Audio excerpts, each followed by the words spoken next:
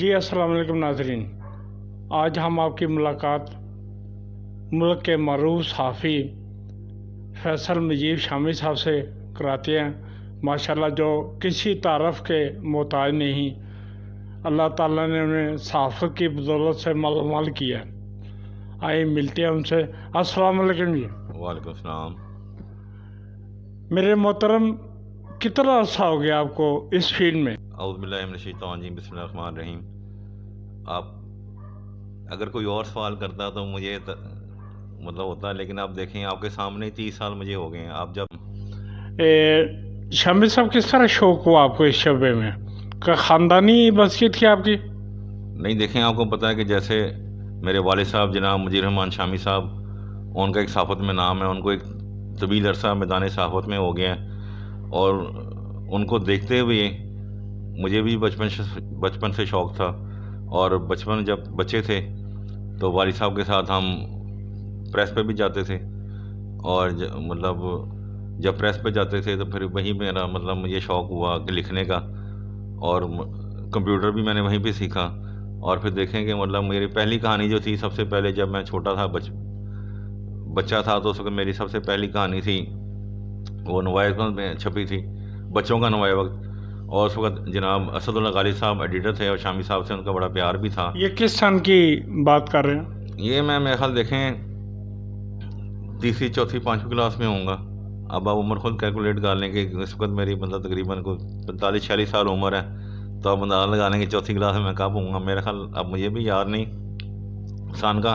लेकिन उसके बाद फिर देखें कि छोटे छोटे मैं कॉलम लिखता था, जैसे मतलब शामी साहब थे, वालिद साहब कॉलम लिखते थे जंग, उस वक्त रोज़नामा जंग के लिए, तो वो अपनी फैक्स देते थे कि उस वक्त होता था फैक्स, ये वो लिखा और हमने वो दफ्तर फैक्स कर दिया, तो उस वक्त देते थे। मुझे भी लिखने का शौक़ था। जब शामी साहब फैक्स कर देते थे लिख के जी मेरा कॉलम फैक्स कर दो, तो मैं साथ अपना भी एक वो कॉलम जो था मेरा छोटा सा होता था, वो मैं साथ वही फैक्स करता था। और अल्लाह बख्शे उस वक्त पात फैल जी थे, जंग में एडिटोरियल पेज के इंचार्ज थे, तो और अक्सर मैं देखता था कि मेरे मजमून उन्होंने मेरी हौसला अफजाई करते थे। उन्होंने मेरा वो जो कॉलम में भेजता था, या मेरा मतलब मजमून जो छोटा सा भी होता था, जैसा भी मतलब बचपन था उसका शुरू लिखने का शौक़ था, तो वो एडिटर की डाक में छापते थे।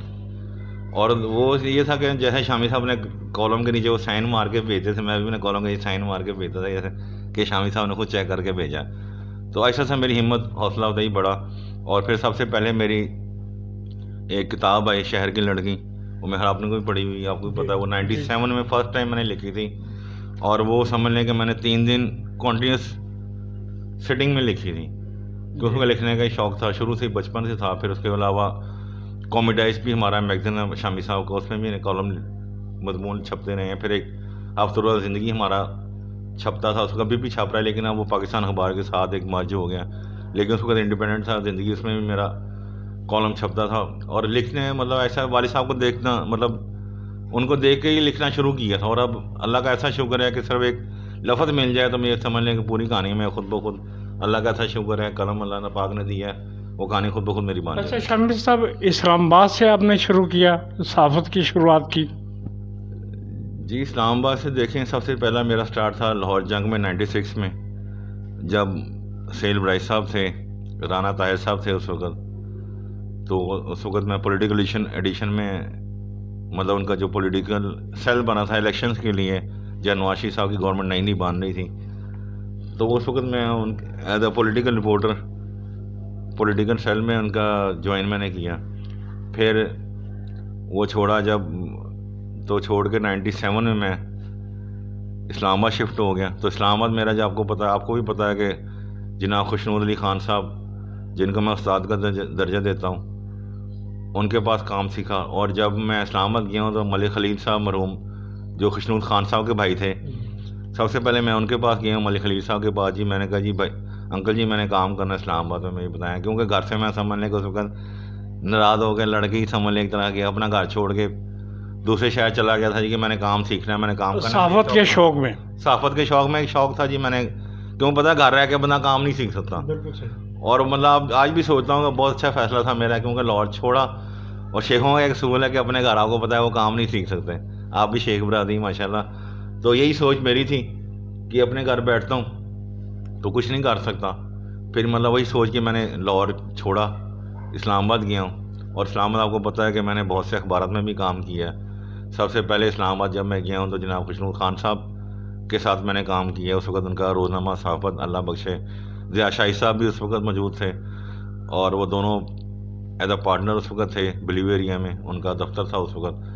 پھر میں نے اس روزنامہ خبریں چھوڑا، اور خبریں میں بتاتا چلوں میں کشمیر ڈیسک پہ تھا. جناب شاہد صابر صاحب ہمارے انچارج تھے. تو اس وقت جناب غلام ملک مصطفیٰ صاحب جو آج کل قافلی کے رہنما بھی ہیں اور سینئر ان کے ایڈوائزر بھی ہیں، وہ بھی ہمارے ساتھ صحافت ڈیسک پہ تھے. میں خبریں میں تھا، وہ صحافت میں تھے. اس کے بعد پھر صحافت میں نے چھوڑا تو روزنامہ اوصاف اسلام آباد سے نیا شروع ہوا تھا. جناب حامد میر صاحب اس وقت ایڈیٹر تھے روزنامہ اوصاف کے. تو میں نے پھر شامی صاحب سے کہا جی میں نے جی اوصاف میں جانا. تو شامی صاحب نے فون کیا حامد میر صاحب کو، تو انہوں نے کہا جی ہم نے اس کو آپ کے حوالے کرنا ہے. تو شامی صاحب نے ہمیں پھر اوصاف میں بھیج دیا، اور اوصاف میں مطلب میں ایز اے رپورٹر سٹارٹ ہوا تھا میرا. لیکن میں نے پھر بعد میں ان کا ڈیسک بھی کیا، پشاور پیج کا میں انچارج تھا. پھر اوصاف روزنامہ اوصاف کے پولیٹیکل ایڈیشن کا بھی پیج انچارج تھا. اور باقاعدہ مطلب میرے جب ایڈیشن تھا پولیٹیکل ایڈیشن، تو اس کی جناب اعتزاز احسن صاحب بھی اور بڑے بڑے اہل دانشور ہیں، اہل سیاست ہیں، وہ تعریفیں کرتے تھے جی کہ روزنامہ اوصاف کا ایڈیشن کون نکال رہا ہے. تو ان کو بعد پتہ لگا جی شامی صاحب کا بیٹا نکال رہا ہے. تو اچھا مزے کی بات دیکھیں کہ جب میں اسلام آباد میں رہا ہوں تو میرا مطلب بہت کم دوست جو میرے قریبی تھے ان کو پتہ تھا کہ یہ شامی صاحب کا بیٹا. اور مطلب میں نے کبھی نام استعمال نہیں کیا، کبھی میں نے نہیں بتایا جی میں کون. صرف وہ مخصوص ایک لوگ تھے ان کو پتہ تھا. باقی جو میں نے کیا آپ کے سامنے میں نے محنت کی. پھر اسلام آباد جب اوصاف میں نے چھوڑا وہ بھی آپ کے سامنے. پھر اس کے بعد خورشید ندیم صاحب تھے، جناب میاں نواشی صاحب اس وقت وزیر اعظم تھے پاکستان کے. تو خورشید ندیم صاحب ان کے اسپیچ رائٹر بھی تھے. وہ مجھے اکثر دیکھتے تھے کہ بھائی کہ یہ لڑکا رپورٹر ہے، یہ فنکشن بھی کور کرتا ہے، اور مطلب کوریج ہوتی ہے آپ کو پتہ ہے کہ لوگ دیکھتے ہیں. تو وہ مجھے دیکھتے تھے اکثر. پھر انہوں نے مجھے کہا بیٹا اب اساس میں آ جائیں. تو میں اساس میں آؤں. تو پھر جب اساس میں جب تھے تو ان کا شامی صاحب کا شیخ افتخار عادل صاحب کا، شامی صاحب کا ان کا ایک بہت پیار تھا. تو مجھے اساس میں لے گیا. تو مطلب جو تنخواہ تھی، اور تنخواہ سے ہٹ کے خورشید ندیم صاحب جو مجھے اپنی پاکٹ سے مطلب تنخواہ سے ہٹ کے مجھے کوئی نہ کوئی وہ اپنا وہ ایک سلسلہ میرا کرتے تھے، یہ آپ کی تنخواہ سے ہٹ کے یہ اضافی تنخواہ مجھے دیتے تھے. اچھا شامی صاحب کی زندگی کے یادگار لمحات آپ کے اسلام آباد میں؟ زندگی یادگار لمحات تو دیکھیں نا، ہر لمحہ ہی یادگار ہے. اب اسلام آباد میں کام کے لیے گیا تھا، مطلب وہاں میری پرسنل لائف یہی تھی کہ جی کہ کام کام اور کام.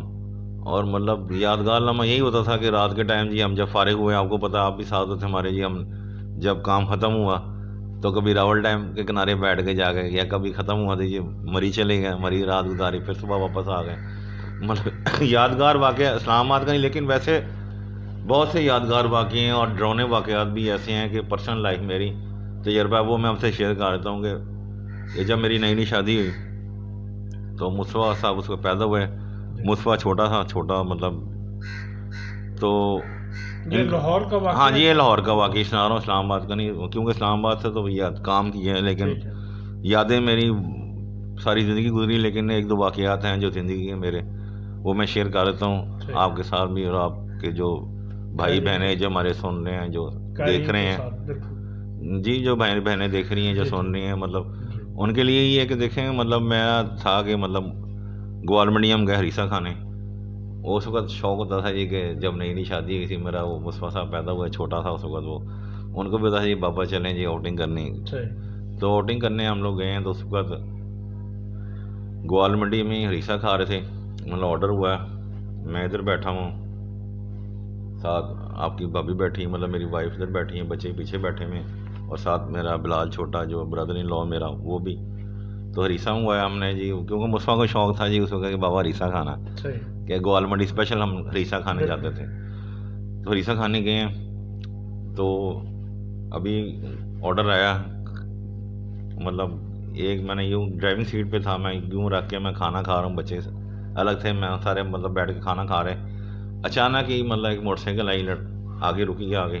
وہ ایک لڑکا بھاگ کے آیا تو اس نے یوں آگے نہ میرے آگے، یہ میں گاڑی سیٹ بیٹھا ہوں، یہ شیشہ میرا لگا، اس نے یوں آگے پیچھے رہا دی، چھتی کا جیو میں کہا بیٹ نیچے کار پستول، باقی کیا چاہیے، کیا لینا وہ ساتھ، کیونکہ وہ اصل میں ہم پیچھے سے لگے تھے ہمارے، وہ نیا ٹیپ تھا اس وقت، تو وہ مطلب بچے کی وائف میری جو ہے وہ کھیل رہی تھی کہ نظر پڑی لڑکوں کے ڈکیت تھے، تو انہوں نے دیکھا، انہوں نے صرف وہ مانگا جی، انہوں نے کہا وہ فون دے دو، اتنا بڑا جو ہے وہ ٹی وی سم پتہ نہیں کہ ٹی وی ٹیپ تھا، تو انہوں نے مانگا، میں نے مطلب وہ گن پوائنٹ رکھی اور مطلب میرے وہ تھا کہ پتہ نہیں کیا، میں کہا نیچے رکھا، میں کہا جو لینا لے جا، تو اس میں ٹیب میرا لے گئے اور نکل گئے۔ پھر اس کے بعد ایک ایف آئی آر بھی ہوئی، سارا سلسلہ بھی ہوا، وہ ڈکیت بھی پکڑے گئے، وہ میرا ٹیب بھی واپس مل گیا، ہر چیز مل گئی، اور پولیس والوں سے ہمارے اس وقت حافظ مستنصر صاحب ہمارے جو ہیں وہ، انہوں نے جب درخواست کی تو انہوں نے 10,000 ہم نے اضافی رکھوایا تھا جو ہمارا گیا ہی نہیں تھا، لیکن ہم نے جب ریکوری ہوئی تو میں تو معاف کر دیا 10,000 روپے، لیکن اب تک حافظ مستنصر صاحب ہمارے بھائی ہیں، انہوں نے کہا نہیں جی شامی صاحب یہ 10,000 بھی آپ نے ریکور کرنے، پولیس والوں سے ہم نے ریکور کیا۔ تو بہرحال وہ واقعہ یادگار ہے کہ گن پوائنٹ دیکھی۔ اس کے علاوہ ایک دوسرا واقعہ گن پوائنٹ کا، وہ بھی گوال منڈی میں ہوا کہ میرے ایک دوست سے رات کے ٹائم میں ان کو چھوڑنے گیا ہوں گوال منڈی، تو جب گوال منڈی پہنچے ہیں تو ان کو چھوڑ کے میں نکلا ہوں، پیچھے لاہور آؤٹر والی گلی اندر آتی ہے، آپ کو پتا ہے وہ پیچھے سے نکلتی ہے، وہاں پہ رات کے ٹائم 2-3 بجے سے وہ ایک لڑکی آئے ہیں آگے موٹر سائیکل پہ، انہوں نے آگے بریک مار لی، اب میرے پاس اس وقت اور گاڑی بھی میرے پاس بڑے شامی صاحب کی تھی کیونکہ میری مطلب رات کا ٹائم تھا، تو باہر پیچھے وہی لگی تھی، میں نے چوکی دار کو میں کہا سیکورٹی گارڈ کو میں کہا میں لے کے جا رہا ہوں، تو وہ گاڑی لے گیا ہوں، واپس آیا ہوں تو نکلنے لگا ہوں، موٹر سائیکل پہ لڑکے ہیں، اور وہ فلمی سین جیسے فلم میں دیکھتے ہیں، ایک لڑکا موٹر سائیکل چلا رہا ہے، ایک پیچھے بیٹھا ہوا، وہ گنجا سا لڑکا تھا، سانولا تھا، انہوں نے یوں آتے ہی شوٹ کیا، اور میں نے دیکھا اسپارک ہوا، گولی نکلی، لیکن اللہ پاک زندگی دینے والا۔ یہ واقعہ میں اکثر بھی پہلے بھی ذکر کر چکا ہوں اس واقعے کا، کیونکہ یہ میری لائف کا وہ واقعہ ہے کہ میں نے اپنی آنکھ سے پسٹل کی گولی نکلتے دیکھی ہے، لیکن اللہ زندگی رکھنے والا، وہ مس ہوئی ہے، رب نے مجھے زندگی دی ہے، اللہ پاک کا میں اتنا شکر ادا کرتا ہوں کہ موت کو میں نے بہت قریب سے دیکھا ہوا، اور مطلب وہ واقع میرے پاس ایک جیب میں 100 روپے تھا، میں کہا یہ لے بھائی جان چھوڑ، تیری تو گولی مس ہو گئی ہے، اور وہ خود گھبرا گئے جب انہوں نے وہ فائر کیا، مس ہو گئی تو وہ لڑکے خود گھبرا گئے کہ مطلب ان کی شکل، مطلب میں تو ٹھیک تھا، جو ہونا تھا میرے ساتھ تو ہو گیا، لیکن وہ، اور پھر دوسرے دن وہ خبر آئی مجھے، لڑکے نے کہا جی کہ وہ، پھر میں نے اس کے بعد 15 پہ کال چلا دی، جب میرے ساتھ واقعہ میں باہر نکلا میں نے 15 پہ کال چلائی، میں کہا جی میرے ساتھ اس طرح واقعہ ہوا، اور پھر میں گھبراہٹ میں اپنے پہلے پاکستان اخبار دفتر گیا ہوں، پھر وہاں سے کوئی رات کو صبح کو 3, 4, 5 بجے میرا کوئی ہوش آیا، پھر میں گھر جا کے گیا ہوں، سو گیا ہوں، لیکن گھر دفتر میں جب گاڑی لگانے تو میرے دفتر گرواٹے میں ایسے میں گاڑی کرنے لگا، میری سائڈ دفتر کی دیوار سے ٹچ ہو گئی، اور اس کے بعد شامی صاحب سے کلاس ہو گئی، بیٹا گاڑی کٹ ہو گیا، اور میں کہا جی میری گاڑی ڈکیتی پڑ گئی، راؤ کا پتہ نہیں تیرے پاس، میں کہ 10,000 روپے میرے چوری کر کے لگے ٹکے، انہوں نے کہا پتر تیرے 10,000 کہاں سے ہے، لیکن وہ ایک واقعہ ایسا تھا کہ یادگار واقعہ کہ مطلب وہ میں نہیں بھول سکتا نہیں۔ اچھا شامی صاحب یہ بتائیں کہ آج سے 30 سال پہلے اور اب کی صحافت میں کیا فرق ہے؟ سر دیکھیں صحافت 30 سال پہلے بھی وہی تھی اور 30 سال بعد بھی وہی ہے، لیکن جیسے کرسی بدلتی ہے، کرسی وہی رہتی ہے، چہرے بدلتے ہیں، حکمران بدلتے ہیں، میدان سیاست میں دیکھ لیں، لیکن وہی بات کہ میدان صحافت بھی وہی ہے، صحافی بھی وہی ہیں، لیکن جو پہلے ہوتا تھا، دیکھیں پہلے ایک ٹائم تھا کہ جب میں خود بھی تھا، مطلب ایک وقت ہوتا تھا کہ ہاتھ سے اخبار لکھا جاتا کہ سارا دن آپ بیٹھے ہیں جی، اخبار پہ آپ نے خبر بھیجی ہے، وہ کاتب بیٹھے ہوئے ہیں، اور میں نے وہ دور دیکھا ہوا کہ مطلب جب ہاتھ سے ہمارا مطلب بات کی زندگی میں خود پریس پہ جاتا تھا، اس وقت کاتب ہوتے تھے، مطلب وہ ایک ایک لفظ لکھتے تھے ہاتھ سے، اور آج اس کے بعد پھر وہ جب کاتب لکھتے تھے پھر وہ پورا پیسٹ ہوتا تھا، پھر اس کے بعد باقاعدہ وہ فلم کیمرے میں جا کے فلم بنتی تھی، اور فلم بننے کے بعد وہ اس کے بعد پلیٹ لگتی تھی، پلیٹ لگ کے کاپی پریس میں جاتی تھی، لیکن آج دیکھیں ایسا دور ہے کہ آپ کمپیوٹر آپ کے پاس ہے، آپ نے کرنا ہے، آپ ہمارا یلغار بھی دیکھ لیں چھاپ رہا ہے کمپیوٹر پہ، چھاپ رہا ہے، وہ بنا بنایا نکلتا ہے، بنا بنایا آپ نے پیسٹ کرنا ہے اور وہ سارا چھپ جانا، کیونکہ وہ پہلے دور تھا کہ اسکینر ہوتا تھا، پتہ نہیں کیا کیا مسئلے مسائل ہوتے تھے. جیسے دنیا ترقی کر رہی ہے ویسے ہمارا صحافت بھی دیکھ لیں کہ وہ طریقہ بدل گیا. پہلے آپ دیکھیں کہ کوئی زمانہ ہوتا تھا کہ 2 ٹی وی چینل ہوتے تھے. جی مطلب ایک وہ جب ہم بچے ہمیں بھی یاد ہے کہ وہ ایک پی ٹی وی ہوتا تھا، جی پھر ایک سی این این ہوتا ہے یا وہ ایس ٹی این ہوتا تھا شالیمار ٹی. جی. تو آج دیکھ لیں کہ آج تو آپ نکلیں گے تو بھائی گلی گلی میں محلے محلے میں آپ کو چینل نظر آ جائے گا. اچھا شامی صاحب، صحافت کی صحافیوں کے حقوق کے لیے آپ نے کیا قدم اٹھایا؟ جی دیکھیں، آپ کو پتہ ہے کہ میں خود بھی صحافی ہوں، اور تقریباً کوئی آج سے نہیں کوئی تو مطلب 30-35 سال ہو گئے اس فیلڈ میں. اور پھر والد صاحب بھی، اور مطلب میں نے یہ دیکھا ہے کہ جیسے کہ ہمارے والد صاحب جو ہیں وہ ہر بندے کی مطلب ہر جو بھی ہے، گھر والا ہو یا باہر والا ہو یا کوئی اپنا ہو یا پرایا، انہوں نے ہمیشہ ہر طبقے کی، چاہے غریب ہے، امیر ہے، مزدور ہے یا محنت کا ہے، جو بھی انہوں نے ہمیشہ مدد کی ہے. اور مطلب بعد میں ایسا ہوتا، ہم کہتے ہیں شامی صاحب کے پاس بیٹھے ہوئے، ہم کہا ابا جی 100 روپے دے دیا. ابا نے، شامی صاحب نے کہا گالیاں دے دی. اور باہر سے اسی پہ کوئی بندہ آیا، ہم نے دیکھا جی شامی صاحب نے، اس نے کہا جی میں اتنا مسئلہ ہے، شامی صاحب نے 100 کے ہزاروں روپے اس کو نکال کے دے دیے. تو خدمت کی ہے، بڑوں سے سیکھا ہے کہ ابھی بھی خدمت کر رہے ہیں. اور اب آپ کو پتہ ہے کہ ہم نے گلگار یونین جرنلسٹ بنائی ہے، اور جس کا مقصد ہی صرف یہ ہے کہ ہم اپنے صحافی بھائی جو ہمارے، ان کی ہم مدد کر سکیں. کیونکہ دیکھیں میں بھی صحافی ہوں، آپ بھی صحافی ہیں، ہمیں بھی پتہ ہے کہ صحافیوں کو کیا مسائل درپیش ہیں اور کیا ہوتا ہے. اصل تو دیکھیں نا، ایک تو ہمارے رپورٹرز جو ہیں وہ سارا دن خبر کی تلاش میں نکلتے ہیں، خبریں حاصل کرتے ہیں، سارا کچھ ہوتا ہے. تو ان کو تھریڈ ملتا، دھمکیاں بھی ملتی ہیں، سارا کچھ ہوتا ہے. اور پھر اس کے بعد دیکھیں ان کی تنخواہ اتنی نہیں ہے کہ ان کے گھر کا سسٹم چل سکے. اب میں بھی صحافی ہوں، مجھے پتہ ہے. ویسے ہم نے یونین بھی اس لیے بنائی ہے کہ ہم جو اپنے صحافی بھائیوں کے لیے ہو سکے ہم کر سکیں. کیونکہ اب آج کا دور ایسا ہے کہ نفسا نفسی کا دور ہے. آپ کو پتہ ہے کہ ہر بندہ اپنے مسائل میں، ہر بندہ اپنی پریشانی میں ہے. تو ہمیں کوشش یہی ہوتی ہے کہ صحافیوں کو پتہ ہے آپ کو بے شمار مسائل ہیں، مطلب جیسے ان کے میڈیکل ہے، ان کا گھر کا بچوں کا مسئلہ ہے، ان کی فیسوں کا مسئلہ ہے، ان کا پڑھائی کا مسئلہ ہے. پھر بعد دفعہ ان کے مطلب بے شمار مسائل ہو جاتے ہیں. اور سب سے پہلا تو مسئلہ یہ ہوتا ہے نا کہ جی بھائی تحفظ فراہم کیا جائے صحافیوں کو بھی. کیونکہ جب نکلتے ہیں، اب لاسٹ ٹائم دیکھیں گورنمنٹ جو آئی ہے اس میں صحافیوں کے ساتھ کہ جو سلوک ہوا ہے پوری دنیا کے سامنے. اور آج صحافت کا عالمی دن بھی منایا جا رہا ہے. تو ہماری دعائیں صحافی بھائیوں کے ساتھ ہیں، ہم خود بھی صحافی ہیں. کہ ہم لوگ صرف یہ ایک دیکھیں کہ ظلم کے خلاف ہر جگہ آواز اٹھاتے ہیں، اور سارا دن خبر کی تلاش میں دھکے کھاتے ہیں کہ عوام کو ایک نئی سے نئی خبر پہنچا سکیں. تو اس میں مسئلے مسائل تو رہتے ہیں. تو اسی مسئلے مسائل کی حل کے لیے ہم نے ایک یونین بنائی تھی، گلگار یونین جرنلسٹ. آپ بھی اس کا ایک حصہ ہیں. تو مسئلہ یہ ہے نا کہ دیکھیں اب ہم سب جو ہیں وہ صحافی برادری ہماری. شامی سے کوئی پیغام دیں اپنے صحافی بھائیوں کو. پیغام شیخ صاحب دیکھیں یہی ہے کہ ہم بھی صحافی ہیں، ہمارے جتنے صحافی بھائی ہیں وہ اپنے پروفیشن سے سنسیئر ہوں.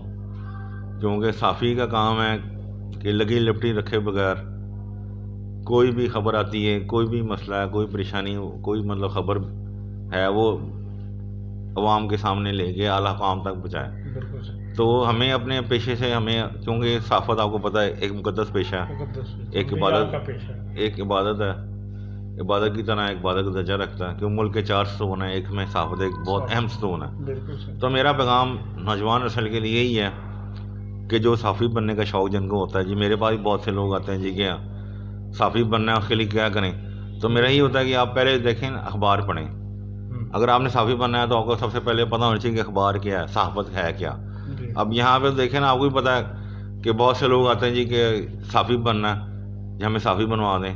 اچھا صحافی تو بننا ہے، اس سے پہلے کہتے ہیں ہمارا پریس کارڈ بنا دیں. میں صحافی، آپ کو پتہ نہیں، آپ نے بنا ہے ابھی ہے نہیں، پریس کارڈ آپ کیسے بنا دیں؟ کیوں چاہیے پریس کارڈ؟ کہتے ہیں جی ہمیں صرف رات کو نکلتے ہیں جی روڈ پہ پولیس والے تنگ کرتے ہیں، ناکے لگے جاتے ہیں، تو ہمیں اس کے لیے چاہیے کہ ہمیں پریس کارڈ بنا دیں. تو مطلب یہ ہمارا اندازہ دیکھیں، ہماری ایک حالت دیکھیں ہمارے نوجوانوں کی.